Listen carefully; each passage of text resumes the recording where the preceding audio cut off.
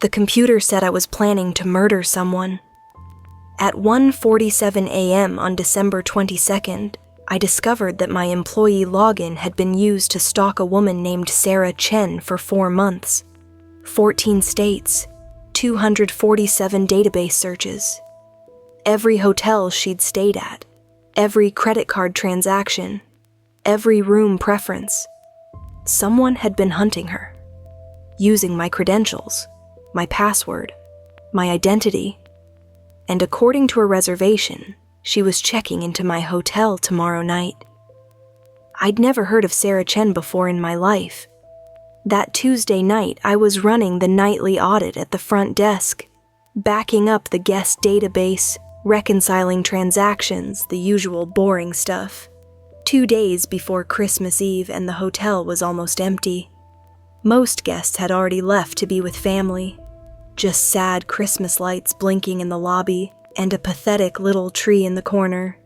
I'd been studying database security that week for my cybersecurity classes at Portland State, so I actually knew what I was looking at when I opened the system activity logs. That's when I saw the searches. Someone had been using my login to pull up guest information. Lots of it. All focused on one person, Sarah Chen, 28, business traveler. The queries went back months. Every hotel she'd stayed at in our chain. Every city she'd visited. Every credit card transaction. Her loyalty program details, her email, her phone number, her emergency contacts, her room preferences. Always 3rd floor, always away from the elevator, always checking in after 8 p.m., always traveling alone. My hands were shaking so badly I could barely use the mouse. The lobby felt too quiet. That 3 a.m. silence where you can hear the building settling, the hum of the vending machines, your own heartbeat. According to the system logs, I'd been obsessively tracking this woman since August, but I work the graveyard shift at this hotel off Highway 101 in Portland.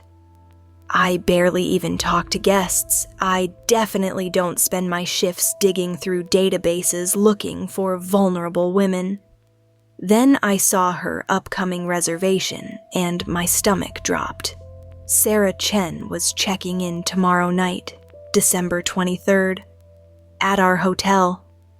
I scrolled down to her guest profile, and that's when I saw the note. Someone had added it last night at 11:47 p.m., right in the middle of my shift when I would have been alone at the front desk.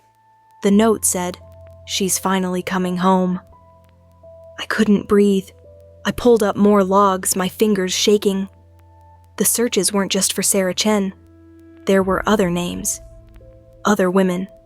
All young, all traveling alone, all guests at our hotel over the past year. But the searches for Sarah were different. Obsessive. Hundreds of queries spanning months. Someone had been waiting for her, preparing for her, and now she was finally coming to them. Right before Christmas. I called Marcus, our night security guard. When he came down from the 3rd floor, I showed him everything. The search history, the pattern, that creepy note. He suggested it might be a system glitch, but I could see he didn't believe that. He went to check the security footage while I kept digging. Sarah's room assignment had been changed yesterday at 11:52 p.m. She'd originally been booked in room 312, but someone had moved her to room 304. The change had been made using my login. I'd been on my dinner break at 11:52, eating a sandwich in my car while Christmas music played on the radio. Room 304. I pulled up the floor plan. It was at the far end of the 3rd floor hallway, right next to the emergency stairwell. The most isolated room on the floor. The room where nobody would hear you scream. Marcus came back with his phone and showed me security footage from last Tuesday. I watched myself get up from the front desk and walk toward the back office. The desk sat empty for maybe 30 seconds. Then someone walked into frame and sat down at my computer. They were wearing our maintenance uniform.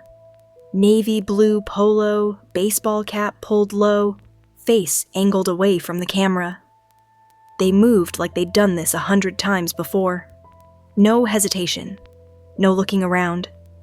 They knew exactly where the camera blind spots were, exactly how long I'd be gone, exactly what they were looking for. This wasn't their first time. This was routine. Marcus showed me more footage.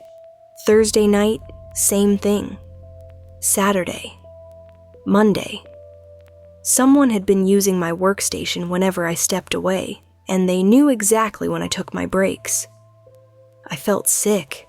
When I'd first started working here 6 months ago, I'd written my password on a Post-it note and stuck it under my keyboard. I thought I'd thrown it away, but what if I hadn't?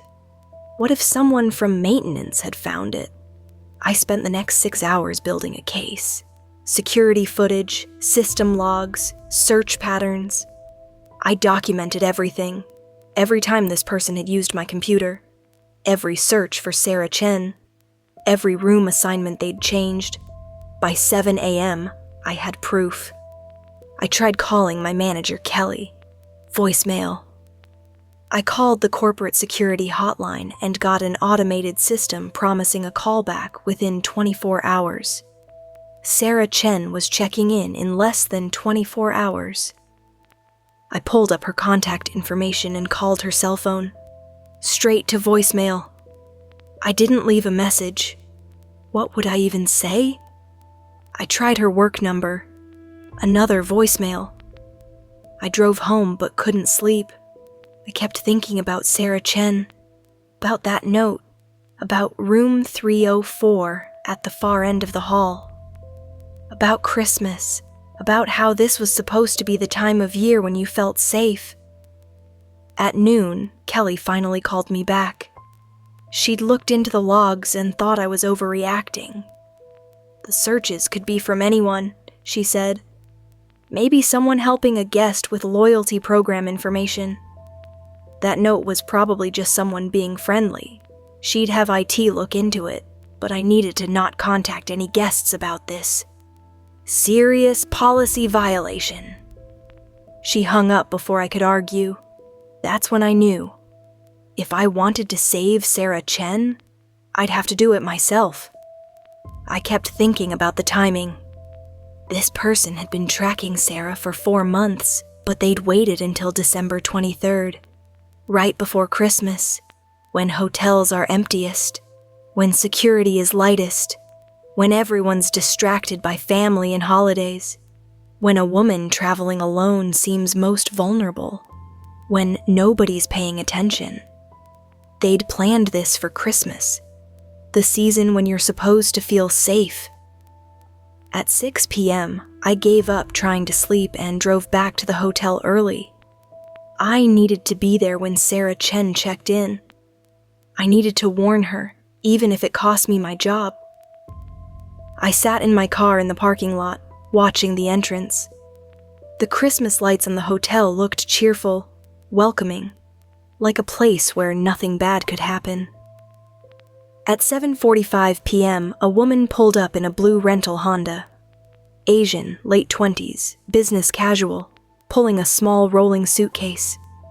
Sarah Chen. I watched her walk into the lobby. She looked tired from traveling. She looked normal.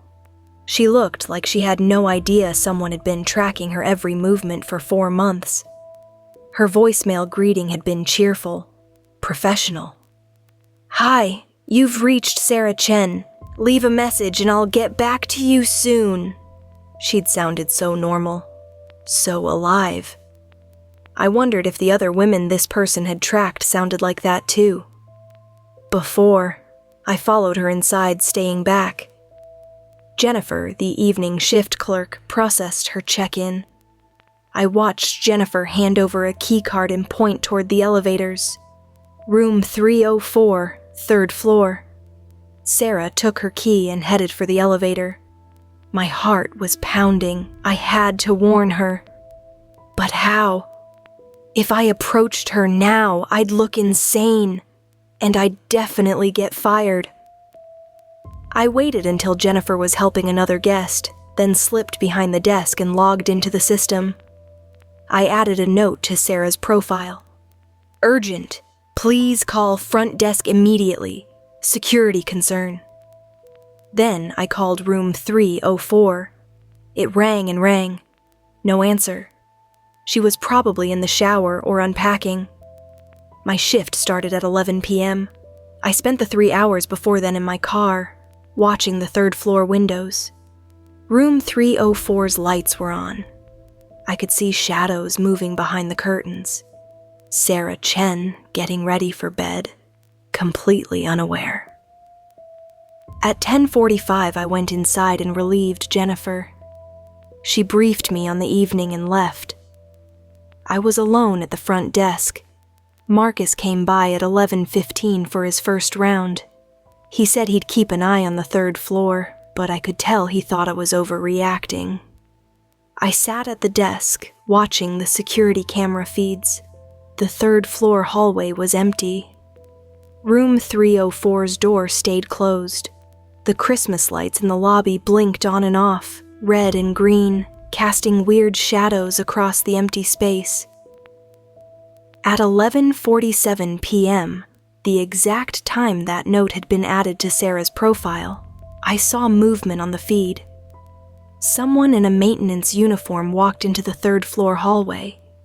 Baseball cap pulled low, carrying a toolbox. They walked straight to room 304 and knocked. My heart stopped. I grabbed the phone and called Marcus. "Third floor now. Someone's at Sarah Chen's door." I didn't wait for his response. I ran from the front desk, leaving it completely unattended, and sprinted for the stairs. I took them 2 at a time, my breath coming in gasps. When I burst onto the third floor, the person in the maintenance uniform was standing at Sarah's door. The door was open a crack, and I could hear Sarah's voice, confused. "I didn't call for maintenance." The maintenance guy's voice was so friendly it made my stomach turn. That customer service cheerfulness, but underneath it, nothing. Like listening to a recording of a human, not an actual person. "Just doing a routine check, ma'am. Won't take a minute." I recognized that voice. Derek, one of our overnight maintenance guys. He'd been working here about a year, always friendly, always helpful. He'd helped me jump my car once when the battery died. "Sarah!" My voice came out too loud, echoing in the empty hallway. "Don't let him in." They both turned to look at me. Sarah's face was confused, uncertain. But Derek's expression, for just a second before he rearranged his features back into that friendly maintenance guy smile, I saw something else. Something cold and calculating and utterly empty. I'd worked with this man for 6 months. I'd never seen his real face until that moment. "Maya, what are you doing?" he said, the smile not quite reaching his eyes anymore. "I'm just checking the heating unit." "There's nothing wrong with the heating unit." I walked closer, my legs shaking. "Sarah, close your door and call 911 right now." Sarah looked between us, uncertain. "I don't understand what's happening." "He's been stalking you," I said. "He's been using my login to track your travel history for months. He changed your room assignment to put you in the most isolated room on the floor. He's been planning this." The smile didn't leave Derek's face, but everything behind his eyes went dead, like watching someone turn off a light switch inside themselves. "You don't know what you're talking about. I saw the security footage. I saw you using my computer. I saw all the searches for Sarah Chen, for all the other women you've been tracking. Marcus arrived then, slightly out of breath from running up the stairs. He took in the scene, me, Derek, Sarah standing in her doorway looking terrified. "Derek, step away from the door," Marcus said, his hand moving to his radio. For a second, I thought Derek might run. His eyes darted toward the emergency stairwell at the end of the hall. But Marcus was blocking that direction, and I was between Derek and the main elevator. Sarah had backed into her room, her phone in her hand. "I'm calling the police." "Good," I said. "You should." The police arrived 15 minutes later. They took statements from all of us. I showed them the database search history, the security footage, the pattern of stalking behavior spanning months. Derek denied everything at first, said he was just doing routine maintenance, that the database searches were for legitimate work purposes. But when the police searched his locker in the maintenance room, they found a notebook. It was filled with details about Sarah Chen, her schedule, her habits, her home address in San Francisco. Photos printed from her social media accounts, her at a coffee shop, her at work, her getting into her car. Photos Derek couldn't have taken from inside a hotel. He'd been following her, not just tracking her online, physically following her, for months. And underneath Sarah's section, there were other names. Other women. The notebook went back 7 years. Not 4 months. 7 years. Different hotels, different cities, all in the same chain. Dozens of women. Some of the names were crossed out in red ink. The detective closed the notebook before I could see more. His face had gone pale. "How many?" I asked. He didn't answer. He didn't have to. Sarah sat in the lobby, wrapped in a hotel blanket, even though it wasn't cold. Her hands shook when she held the tea I brought her. "I knew," she said finally, staring at nothing. For months, I knew something was wrong. I'd check into hotels and feel like someone had been in my room. I'd wake up at 3 a.m. convinced someone was watching me. I started sleeping with the lights on. She laughed, but it sounded broken. My therapist said it was anxiety, work stress. My friends said I was being paranoid. I started to believe them. I started to think I was crazy. She looked at me with hollow eyes. He made me doubt my own mind. That's what he took from me. Not my safety, my sanity. And he did it for months before he ever touched me. I thought about the other women whose names were in that notebook. How many of them had felt the same thing? How many had been told they were being paranoid? How many had stopped trusting themselves? "You weren't crazy," I said quietly. "Your instincts were right." She looked at the Christmas tree in the corner of the lobby, at the blinking lights, at the fake presents underneath. "I always loved Christmas," she said. "It was my favorite time of year. Traveling for the holidays, staying in hotels with decorations." She paused. "I don't know if I'll ever feel that way again." I didn't know what to say to that, because I understood. Someone had used the Christmas travel season to hunt her, to plan, to wait for the perfect moment. The detective came over and told us they'd found more evidence. Room 304 had been renovated 3 times in 5 years. Each time they'd replaced the carpet. Each time maintenance had specifically requested that Derek handle the work. He'd installed the locks himself. Every single time. When the police searched room 304 more thoroughly, they found scratches at the inside of the door. Fingernail scratches. Fresh ones and old ones worn smooth with time.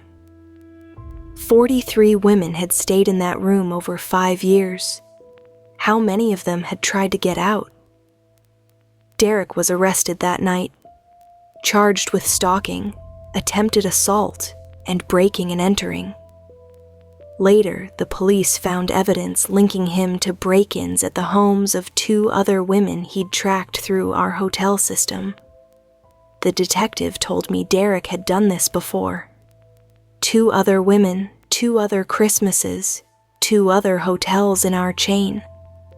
They'd reported break-ins at their homes in January, right after New Year's. Both times nothing was stolen, but both women said the same thing. Someone had been in my bedroom. I could feel it. Derek had kept keys to their houses, copied from their key rings while they slept in hotel rooms. He'd waited until after Christmas to visit them at home, like opening a present he'd been saving. The story made the local news. The hotel chain launched a full investigation into database security. They changed all the passwords, implemented 2-factor authentication, added audit trails to flag unusual search patterns. I gave statements to corporate security, to the police, to the hotel's lawyers. Sarah checked out early and went home to San Francisco. Kelly called me the next morning, apologizing for not taking my concerns seriously. The hotel offered me a promotion and a raise. They also offered to pay for me to finish my cybersecurity degree. Christmas came and went. I thought it was over. On December 27th, I received a Christmas card in the mail. It arrived at my apartment, an address that isn't listed publicly anywhere. The front showed a snow-covered hotel at night, windows glowing with warm light. Inside, handwritten in careful script, "Dear Maya, thank you for paying attention when others didn't. Thank you for trusting your instincts. You gave me my life back. But I need to warn you. Derek wasn't working alone. The police know this. I know this. And now whoever was helping him knows your name. Check your logs. Every night at 11:47 p.m., and never, ever write down your password. With love and gratitude, Sarah." My hands went cold. I called the detective immediately. "We found communications on Derek's phone," he said. "Someone was coaching him, teaching him how to use your hotel's system, how to avoid cameras, how to..."